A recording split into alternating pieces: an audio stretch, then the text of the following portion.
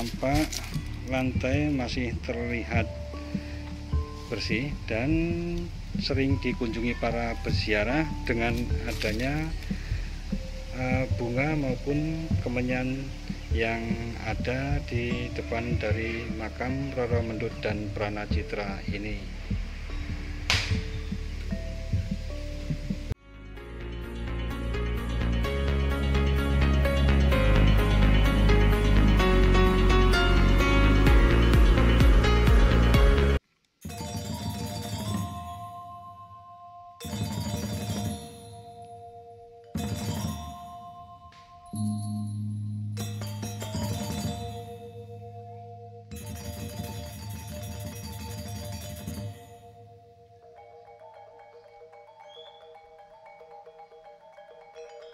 Assalamualaikum warahmatullahi wabarakatuh, sahabat Datar Media. Saat ini kita berada di Dusun Gandu, Kelurahan Sendang Tirto, Kapanewon Berbah, Kabupaten Sleman, Daerah Istimewa Yogyakarta. Kita akan melihat bagaimana makam dari Roro Mendut dan Pranacitra yang menjadi kisah legendaris tentang bagaimana cinta kasih kesetiaan yang berakhir dengan tragis. Seperti apa makam beliau? Simak dan ikuti terus videonya sampai selesai. Makam Roro Mendut dan Pranacitra yang terletak di Dusun Gandu ini berada pada sebuah kebun atau pekarangan yang sangat teduh dan rimbun, di mana sekeliling dari tempat makam ini merupakan kebun yang ditanami dengan tanaman keras serta rumpun bambu yang ada di depannya. Di tempat inilah Roro Mendut dan Pranacitra dimakamkan, di sebuah bangunan yang tidak terawat dengan tembok yang mulai retak-retak, dan di sana sini genteng sudah mulai tanggal. Di makam ini dibatasi oleh 4 patok dengan dicat merah bertuliskan SG di setiap sudut-sudutnya. Meskipun tidak terawat, menurut informasi masyarakat bahwa makam ini masih sering dikunjungi oleh para peziarah. Dan menurut cerita yang beredar bahwa dulunya di depan makam ini terdapat teras, namun disalahgunakan para peziarah untuk melakukan hal-hal yang tidak seronok sebagai bagian ritual yang dipercayainya, sehingga teras yang ada di depan makam ini dirobohkan oleh warga. Inilah kondisi makam dari Roro Mendut dan Pranacitra yang sempat menjadi kisah yang sangat legendaris akan kesetiaan cinta kasih terhadap pasangannya. Sebagaimana kisah yang sering diceritakan baik dalam cerita ketoprak maupun banyak tulisan tersebut, bahwa dahulu di pesisir pantai utara Pulau Jawa, tepatnya di daerah Pati, Jawa Tengah, tersebutlah sebuah desa nelayan bernama Teluk Cikal. Desa itu termasuk ke dalam wilayah Kadipaten Pati yang diperintah oleh Adipati Pragulo II.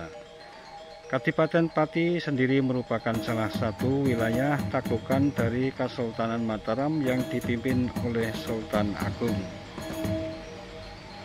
Di Teluk Cikal hidup seorang gadis anak nelayan bernama Rara Mendut.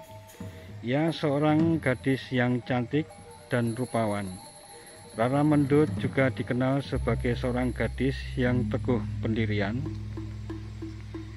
Ia tidak sungkan-sungkan menolak para lelaki yang datang untuk melamarnya, sebab ia sudah memiliki calon suami, yakni seorang pemuda desa yang tampan bernama Pranacitra, putra Nyai Singobarong, seorang saudagar yang kaya raya.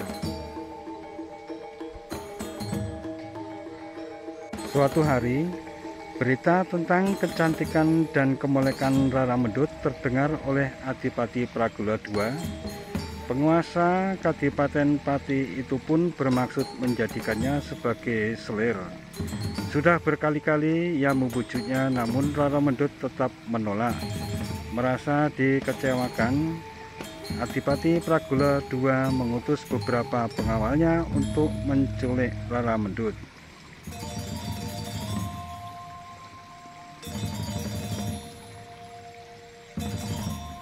Singkat cerita, datanglah utusan Adipati Pragula untuk membawa paksa Rara Mendut kepada sang Adipati.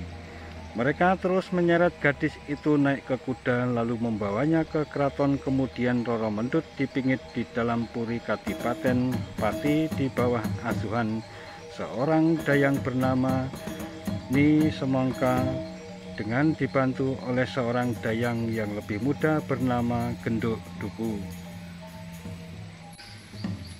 Sementara Rara Mendut dalam masa pingitan di Kadipaten Pati, tengah terjadi gejolak. Sultan Agung menuding Adipati Pragula II sebagai pemberontak karena tidak mau membayar upeti kepada Kesultanan Mataram. Sultan Agung pun memimpin langsung penyerangan ke Kadipaten Pati. Menurut cerita, Sultan Agung tidak mampu melukai Adipati Pragula II karena penguasa Pati itu memakai kere wojo atau baju zirah yang tidak mempan senjata apapun. Melihat hal itu, abdi pemegang payung sang sultan yang bernama Ki Nayadharma menawarkan dirinya untuk menghadapi Adipati Pragula. Sultan Agung pun merestui dan membekalinya dengan tombak baru Klinting. Kemudian Ki Nayadharma langsung menyerang Adipati Pragula II. Saat Adipati itu lengah, Ki Nayadharma dengan cepat menikamkan pusaka baru Klinting ke bagian tubuh sang Adipati yang tidak terlindungi oleh baju zirah. Adipati Pragula pun tewas seketika. Sementara itu, para prajurit yang dikomandani Panglima Perang Mataram Tumenggung Wiraguna segera merampas harta kekayaan Kadipaten Pati termasuk Rara Mendut. Tumenggung Wiraguna langsung terpesona saat melihat kecantikan Rara Mendut. Ia pun memboyong Rara Mendut ke Mataram untuk dijadikan selirnya. Tumenggung Wiraguna berkali-kali membujuk Rara Mendut untuk dijadikan selir, namun selalu ditolak. Bahkan di hadapan Panglima itu, ia berani terang-terangan menyatakan bahwa dirinya telah memiliki kekasih bernama Pranacitra. Sikap Rara Mendut yang keras kepala itu membuat Tumenggung Wiraguna menjadi murka. Maka sebagai gantinya Rara Mendut harus membayar pajak kepada Mataram. Rara Mendut telah memilih membayar pajak daripada harus menjadi selir Tumenggung Wiraguna. Oleh karena masih dalam pengawasan prajurit Mataram, Rara Mendut kemudian meminta izin untuk berdagang rokok di pasar. Tumenggung Wiraguna pun menyetujuinya. Ternyata dagangan rokoknya laku keras, bahkan orang juga beramai-ramai membeli puntung rokok bekas isapan Rara Mendut. Suatu hari ketika sedang berjualan di pasar, Rara Mendut bertemu dengan Pranacitra yang sengaja datang mencari kekasihnya. Pranacitra berusaha mencari jalan untuk bisa melarikan Rara Mendut dari Mataram.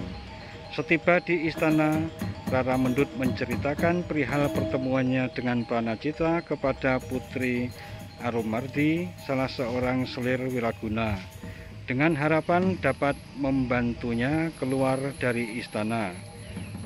Rara Mendut pun lalu tahu persis bahwa Putri Arumardi tidak setuju jika Wiraguna menambah selir lagi. Putri Arumardi dan selir Wiraguna lainnya yang bernama Nyai Ajeng menyusun siasat untuk mengeluarkan Rara Mendut keluar dari istana. Bersamaan dengan Pranacitra, Rara Mendut berusaha untuk kembali ke kampung halamannya di Kadipaten Pati. Namun sungguh disayangkan, pelarian Rara Mendut dan Pranacitra diketahui oleh Wiraguna. Pasangan ini akhirnya berhasil ditemukan oleh para prajurit Wiraguna. Rara Mendut pun dibawa kembali ke Mataram, sedangkan secara diam-diam Wiraguna memerintahkan abdi kepercayaannya untuk menghabisi nyawa Pranacitra. Alhasil, kekasih Rara Mendut itu tewas dan dikuburkan di sebuah hutan terpencil di Ceporan, Desa Gandu, terletak kurang lebih 9 km sebelah timur kota Yogyakarta. Sepeninggal Pranacitra, Tumenggung Wiraguna kembali membujuk Rara Mendut agar mau menjadi selirnya.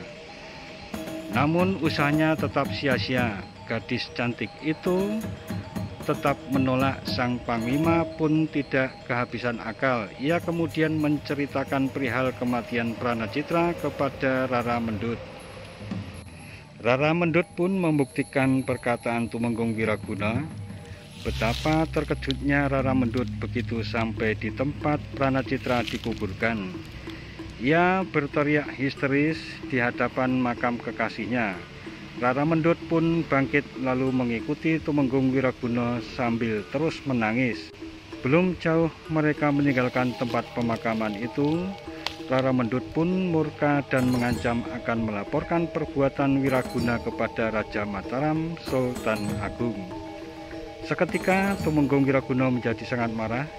Ia kemudian menarik tangan Rara Mendut untuk dibawa pulang ke rumahnya. Namun gadis itu menolak dan meronta-ronta untuk melepaskan diri. Begitu tangannya terlepas, ia menarik keris milik Tumenggung Wiraguna yang terselip di pinggangnya. Rara Mendut kemudian berlari menuju makam kekasihnya. Tiba di makam Pranacitra, Rara Mendut pun menikam perutnya dengan keris yang dibawanya. Tubuhnya pun langsung roboh dan tewas di samping makam kekasihnya.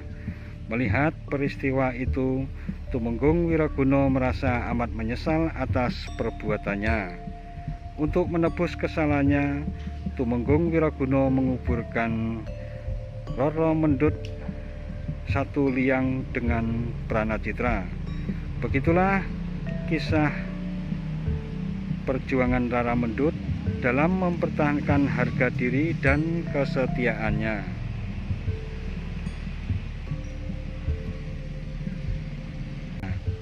Dan kini makam beliau ada di Dusun Gandu, namun sayang sekali bangunannya sangat tidak terawat.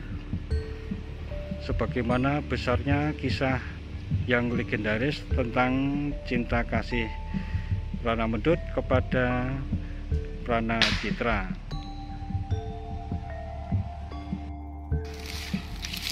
Dan inilah pintu masuk ke makam beliau, Rara Mendut Pranacitra, yang menjadi satu, yang selalu terbuka dan tidak terdapat juru kunci yang menjaganya. Tampak sisa-sisa bunga yang mungkin dibawa oleh para peziarah yang masih teronggok di depan dari pintu masuk makam Rara Mendut dan Pranacitra ini. Meskipun tidak terawat, nampak lantai masih terlihat bersih dan sering dikunjungi para peziarah dengan adanya bunga maupun kemenyan yang ada di depan dari makam Roro Mendut dan Pranacitra ini.